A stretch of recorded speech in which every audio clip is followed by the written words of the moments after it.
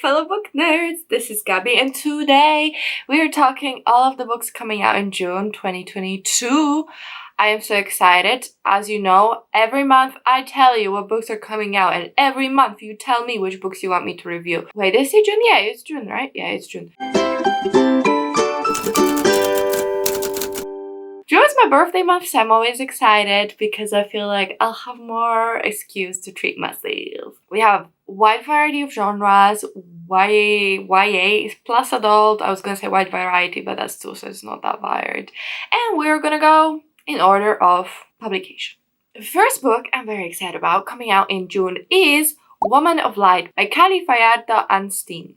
So this one's coming out on 7th of June, and it's a historical fiction adult and a western. Apparently, I don't know what that means, but it's tagged as a western. So Luz, Little Light Lopez, a tea leaf reader and a laundress, is left to fend for herself after her older brother Diego, a snake charmer and factory worker, is run out of town by a violent white mob. As Luz navigates 1930s Denver on her own, she begins to have visions that transport her to the indigenous homeland in the nearby Lost Territory. Luz recollects her ancestors' origins, how her family flourished, and how they were threatened.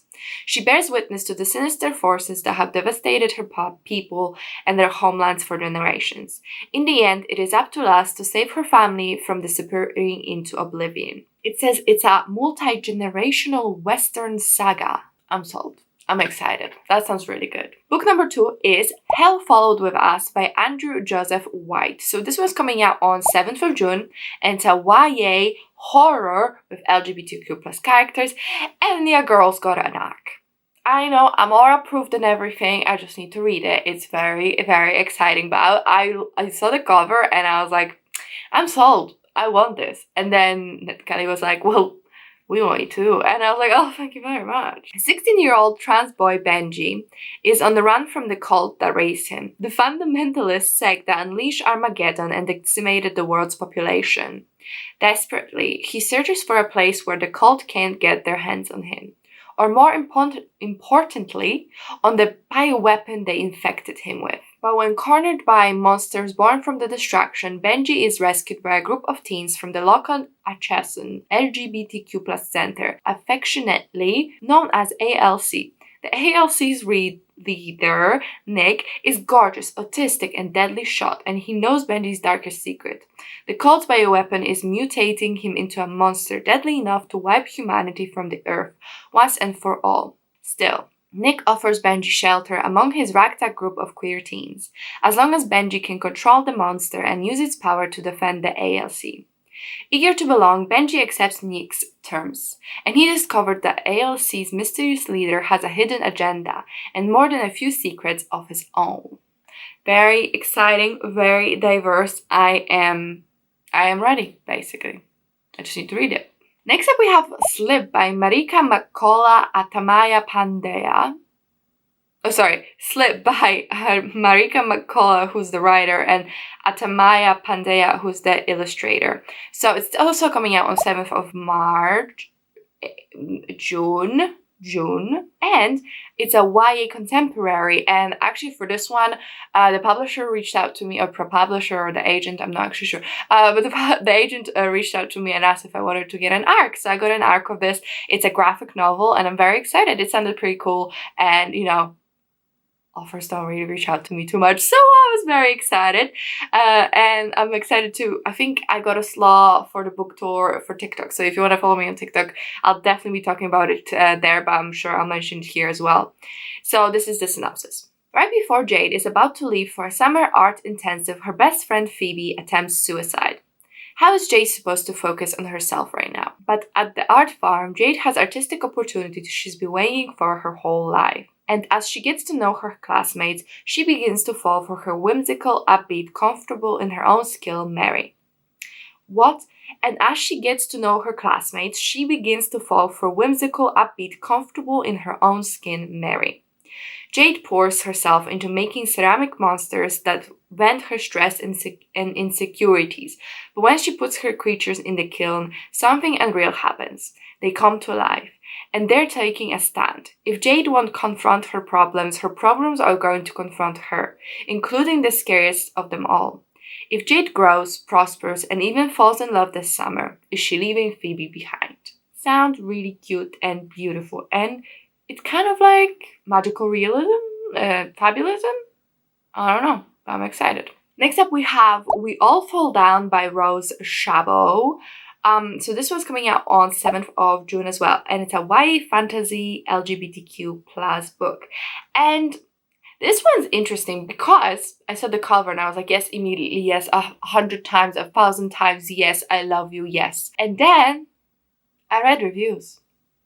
And they were not good. They were not good. So I am cautiously optimistic. I think the author has another book as well, but I'm not sure what it is. But the cover, but the reviews, but the cover, but the reviews, but the cover. I don't know, it's conflicting. But this is the synopsis. In River City, where magic used to thrive and is now fading, the witches who once ruled the city, along with their powerful king, have become all but obsolete. The city's crumbling government is now controlled primarily by their new university and teaching hospital, which has grown to take over half of the city. Moving between the decaying old city and the roofless new city, 4 young queer people struggle with daily hazards of life. Work, school, dodging ruthless cops and unscrupulous scientists, not realizing that they have been selected to play in an age-old drama that revives the flow of magic through the world. When a mysterious death rocks their fragile peace, the 4 are brought into each other's orbits as they uncover a deeper magical conspiracy. Listen, it sounds alright. It sounds kind of good. It sounds a little bit Atlas 6, a little bit All of Us Villains. So I'm excited to see what comes out of it. I'm telling the cover is gorgeous. Next up we have We Weren't Looking to Be Found by Stephanie Kuehn. So this one's coming out on the 21st of June and it's a YA contemporary thriller. Danny comes from the richest, most famous black family in Texas and seems to have everything a girl could want. So why does she keep using and engaging in other self-destructive behavior? Camila's Colombian-American family doesn't have much, but she knows exactly what she wants out of life and works her ass off to get it. So why does she keep failing, and why does she self-harm every time she does? When Danny and Camila find themselves rooming together at Peachtree Hills, a treatment facility in beautiful rural Georgia, they initially think they'll never get along, and they'll never get better. But then they find a mysterious music box filled with letters from a former resident of PTH, and together they set out to solve the mystery of who this girl was and who she's become. The investigation will bring them together, and what they find at the end might just bring them hope. I really like the cover too. It's really beautiful. Really, I thought it was a queer romance, and maybe still will be. But even if it's not, it sounds really good, and the cover is just beautiful. So next book is The Final Strife by Saara El-Arifi. This was also coming out on the 21st, and it's an adult fantasy with LGBTQ plus characters. And initially I added this book to my TBR because I thought there was a sequel to Skin of the Sea, because the cover concept was so similar to me. I don't know, I thought it was a sequel, but it's not. But then I was like, it still sounds pretty interesting, so I'm still interested in it. Silent dreams of days growing up in the residence, being told she would spark a revolution that would free the empire from the red-blooded ruling class's tyranny. That spark was extinguished the day she watched her family murdered before her eyes. Anor has been told she's nothing, no one, a disappointment, but the only person who matters, her mother, the most powerful ruler in the empire. But dust always rises in the storm. Hassa moves through the world unseen by upper classes, so she knows what it means to be invisible. But invisibility has its uses. It can hide the most dangerous of secrets, secrets that can reignite a revolution. As the Empire begins a set of trials of combat and skill designed to find its new leaders, the stage is set for blood to flow, power to shift, and cities to burn. I don't know what is up recently, but like fights to the death of teenagers for very, very prestigious positions are just such a popular concept. Is this YA? Is this adult? Adult. Ooh, interesting. Ooh, maybe they won't be teenagers selected those rulers. Maybe it'll be actual adults. Interesting. Next up we have Our Crooked Hearts by Melissa Albert. So this one's coming out on 28th, and it's a YA paranormal, and I do love a good paranormal, so that's why I'm excited. The Suburbs, right now.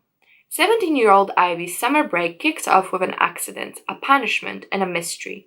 A stranger whose appearance in the middle of the road in the middle of the night heralds a string of increasingly unsettling events. As the days pass, Ivy grapples with eerie offerings, corroded memories, and a secret she's always known, that there is more to her mother than meets the eye. The city back then. Dana has always been perceptive, and the summer she turns 16, with the help of her best friend and an ambitious older girl, her gifts bloom into a heady fling with a supernatural, set in a city of magical possibilities and secret mystics. As the trio's aspiration darken, they find themselves speeding towards a violent breaking point.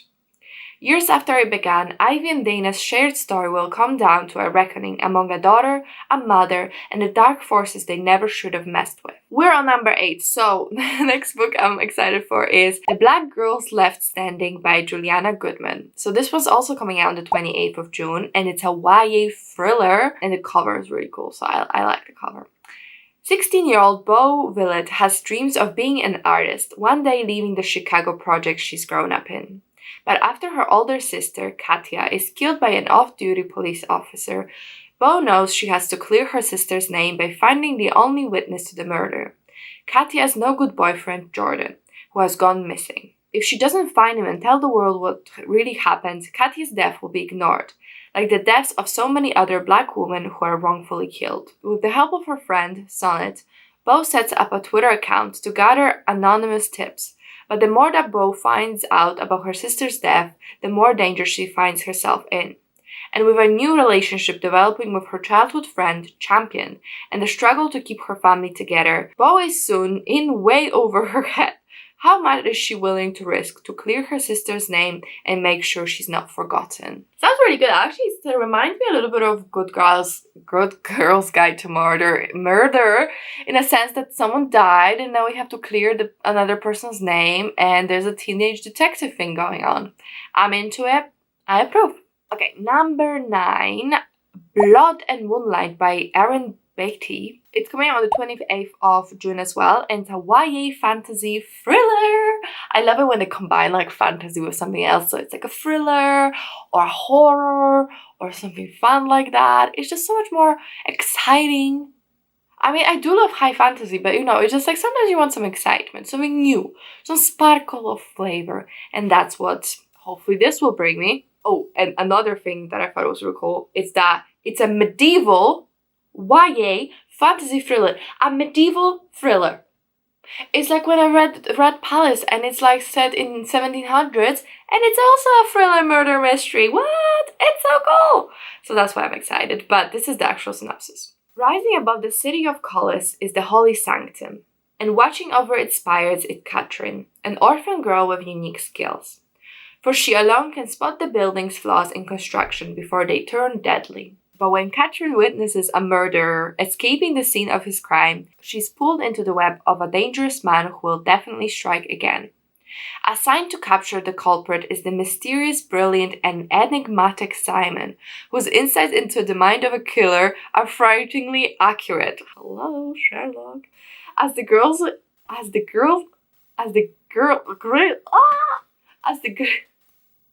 Every time I'm so excited about filming, every time I sit down and make a fool of myself. A fool!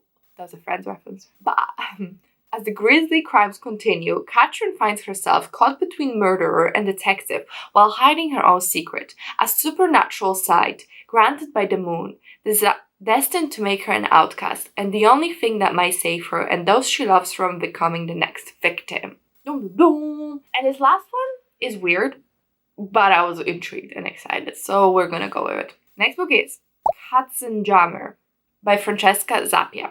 So it's also coming out on the 28th of June, and it's a YA